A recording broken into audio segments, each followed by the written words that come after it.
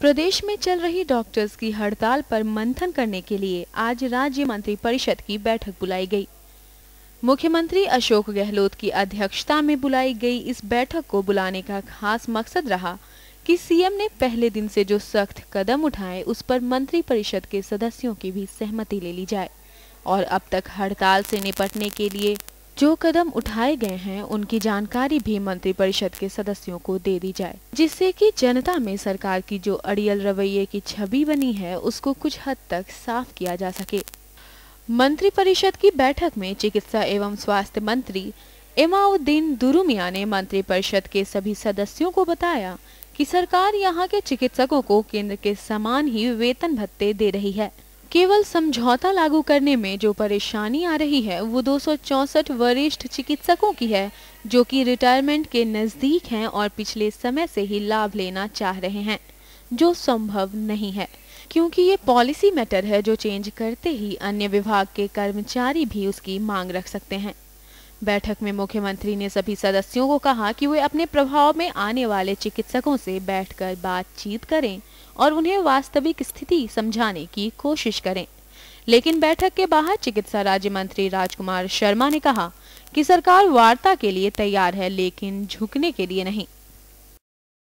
आज मंत्रिपरिषद की बैठक में काफ़ी गंभीर चिंता व्यक्त की गई है इस स्ट्राइक पे, और सबसे बड़ी चिंता तो डॉक्टर्स को लेकर की गई है क्योंकि मुख्यमंत्री जी का ये सोच था कि जिस तरह से ये धीरे धीरे हड़ताल को ये बढ़ा रहे हैं तो जनता के अंदर इनका मैसेज जो गलत जा रहा है, कहीं ऐसा नहीं हो कि जनता भड़क जाए और डॉक्टरों पे कोई दिक्कत आ जाए। इसलिए डॉक्टर्स के बारे में भी चिंता की कि डॉक्टर हमारे हैं, हमारी उनको चिंता है।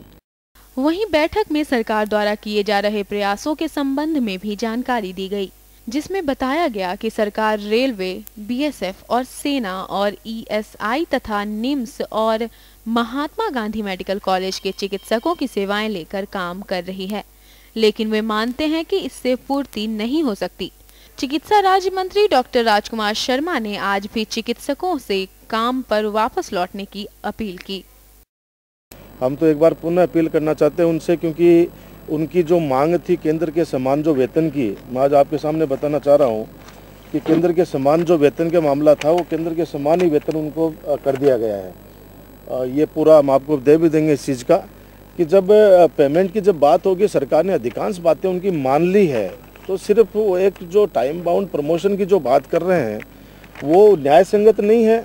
और हम अभी भी कह रहे हैं उनसे कि हमारे रास्ते दरवाजे खुले हैं सरकार के, उनको बातचीत करनी चाहिए क्योंकि सरकार, मुख्यमंत्री जी ने और पूरी कैबिनेट ने चिंता व्यक्त की है डॉक्टरों को लेकर भी। मंत्रिपरिषद के इस बैठक में राज्य सरकार द्वारा जो सख्त रवैया पहले ही दिन से उठाया गया उसको कुछ सदस्यों ने ठीक बताया।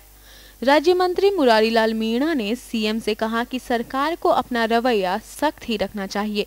इस पर सरकार के ही कुछ कैबिनेट मंत्रियों ने ऐतराज जता दिया और बीना काक ने साफ कहा कि सख्त रवैया अपनाने से कोई हल नहीं निकल सकता। सरकार के मंत्रियों में ही इस बात को लेकर आपसी खींचतान नजर आई। डॉक्टर्स पर सख्ती की बात को कुछ मंत्रियों ने तो बैठक के बाहर आकर भी कहा। मानवता की बिल्कुल मैं समझता हूँ कि हद हो रही है। कई जगह बेचारे मरीज मर रहे हैं बाहर। मेरे दौसा में 17 घंटे में एक मरीज का पोस्टमार्टम हुआ। डॉक्टर को थोड़ा बहुत धैर्य रख करके और जिस हिसाब से उनको सरकार ने दिया भी उस हिसाब से उनको अपने काम पाना चाहिए। अधिकतर डिमांड मान ली गई जो जायज़ थी, जैसे उनके सारे पूरा कंपेरिजन किया, जो अधिकतर डॉक्टरों का जो सेंटर के बराबर सैलरी उनको बराबर कर दी गई है। जो ग्रामीणों में भत्ता पहले इनको 2 साल तक प्रोविजनरी पीरियड में 16,800 मिलता था, उसको 30,000 सीधा कर दिया गया।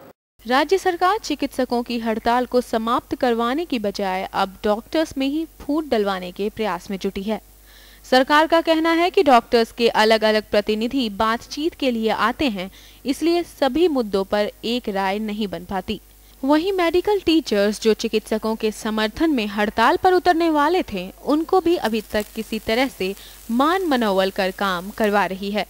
वहीं हड़ताली डॉक्टर्स में से 264 डॉक्टर्स का आंकड़ा पेश कर रही है, जिनके कारण से वार्ता अटक रही है और हड़ताल खिंच रही है, लेकिन इससे कहीं भी बात बनती तो नजर नहीं आ रही।